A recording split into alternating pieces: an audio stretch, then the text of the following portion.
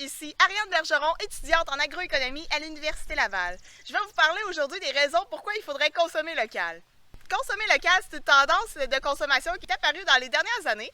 Puis c'est tellement rendu à la mode que même l'Office de la langue française du Québec a ajouté en 2015 le mot localivore. Plusieurs définitions du mot localivore existent, mais grosso modo, c'est une personne qui va consommer des produits qui sont issus de la production locale. Donc, ça veut dire que les aliments ils sont consommés pas très loin de l'endroit où ils ont été produits.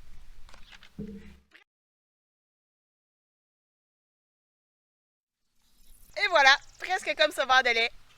Cheers les filles! Consommer local se fait principalement à partir des circuits courts ou de la vente directe. La vente directe, ça va être lorsqu'un produit est vendu directement du producteur au consommateur. Et les circuits courts, ça va être lorsqu'il y a un maximum un intermédiaire entre le producteur et le consommateur. C'est donc très différent des circuits longs ou des circuits même ultra longs qu'on peut retrouver par exemple dans les supermarchés. Mais pourquoi est-ce que c'est important de faire nos achats localement?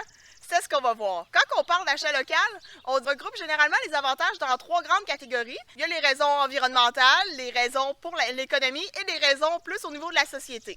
L'une des premières choses qu'on pense quand on pense à l'environnement et la consommation locale, c'est le fait que les aliments vont parcourir une plus petite distance. Et donc, en parcourant une plus petite distance, ils vont forcément moins polluer. Mais, est-ce que c'est réellement le cas? Je pense que c'est un questionnement qui peut être très discutable. La première question à se poser, c'est comment est-ce que les aliments ont parcouru cette distance-là? Est-ce qu'ils ont voyagé par train, par bateau, par camion? Est-ce qu'on a été les chercher avec notre auto ou on y a été à pied ou en vélo? Tout ça va faire qu'au bout du compte, le kilométrage qu'il va avoir parcouru un aliment avant de se rendre dans notre assiette va avoir plus ou moins d'importance.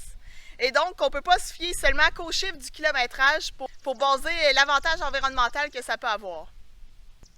Et de toute façon, c'est pas vraiment le transport qui va émettre beaucoup de gaz à effet de serre au final sur la production totale de GES de notre aliment. Ça va surtout être la production agricole. La production agricole va compter pour environ la moitié des gaz à effet de serre de notre aliment. Un autre quart des émissions de GES est attribuable au changement d'affectation des terres, c'est-à-dire de rendre la terre utile à l'agriculture. Le transport, lui, là-dedans, il compte juste pour 6% des GES totaux émis par un aliment. Donc, est-ce qu'un aliment qui provient de loin va émettre moins de gaz à effet de serre? C'est du cas par cas. Par exemple, on pourrait faire pousser des aliments dans une serre ici et que la consommation énergétique de la serre pourrait être plus élevée que la consommation énergétique du transport pour transporter un aliment qui est poussé dans des conditions chaudes en plein air dans un autre pays.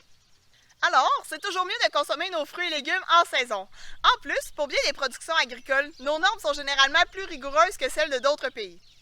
En hiver, l'avantage environnemental de nos fruits et légumes du Québec est beaucoup plus discutable. Ça veut donc dire qu'en tant que consommateur, il faut adapter aussi notre mode de consommation en optant pour des végétaux plus frais en saison et des végétaux plus de type transformé en hiver, par exemple, si on veut consommer des produits du Québec à l'année longue.